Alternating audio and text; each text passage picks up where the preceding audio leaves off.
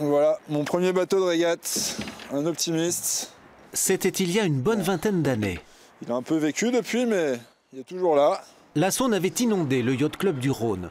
Pour réparer les dégâts, ses dirigeants avaient appelé à l'aide les enfants du coin. Robin Maret en faisait partie. En remerciement, il a obtenu un stage de voile et c'est de là que tout est parti pour lui. En commençant à naviguer ici, en fait, j'ai tout de suite compris que le bateau à voile pouvait m'emmener loin et pouvait me permettre d'aller voir ce qu'il y avait derrière l'horizon, en fait.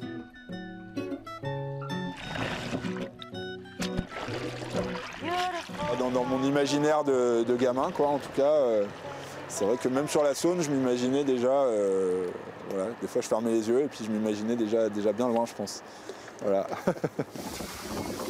Après avoir écumé tous les plans d'eau de Rhône-Alpes et passé son bac en sport-études, Robin est allé 3 fois de l'autre côté de l'Atlantique au niveau des meilleurs, sans surprise, pour ceux qui lui avaient mis l'eau à la bouche.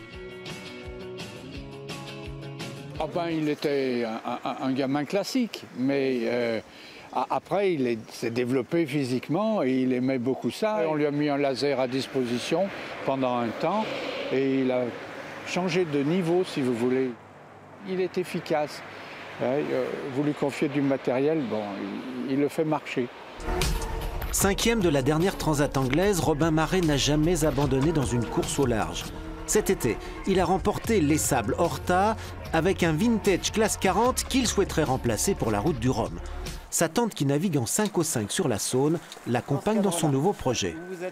Avec des projets jusqu'à présent qui ont été menés avec des moyens assez limités, il mène le bateau jusqu'au bout à la limite du bateau et du marin. J'ai vraiment eu envie de voir ce que ça pouvait donner à un Robin Maret sur un bateau avec une préparation en amont et puis un budget de professionnel en fait. Le budget visait 300 000 €, une broutille comparée aux 18 millions du bateau que prépare Armel Lecléache, le recordman du Vendée Globe. Mais encore faut-il les trouver.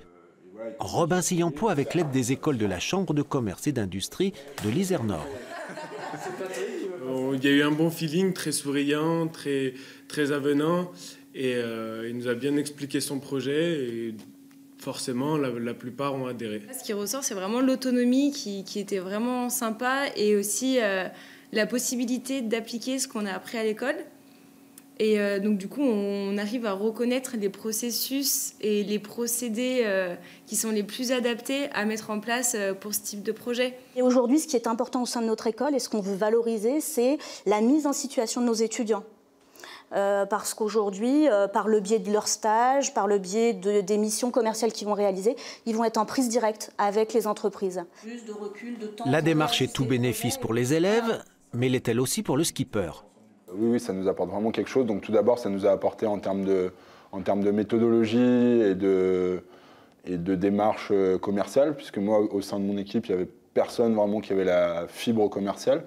Donc c'est vrai que d'avoir des gens qui ont réfléchi là-dessus et à la manière de présenter le projet pour pouvoir le vendre correctement à des chefs d'entreprise, c'était très intéressant. Il n'y a rien de concret encore, mais ça ne saurait tarder.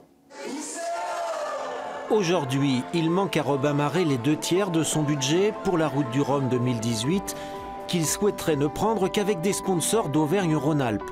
Clôture des inscriptions en février.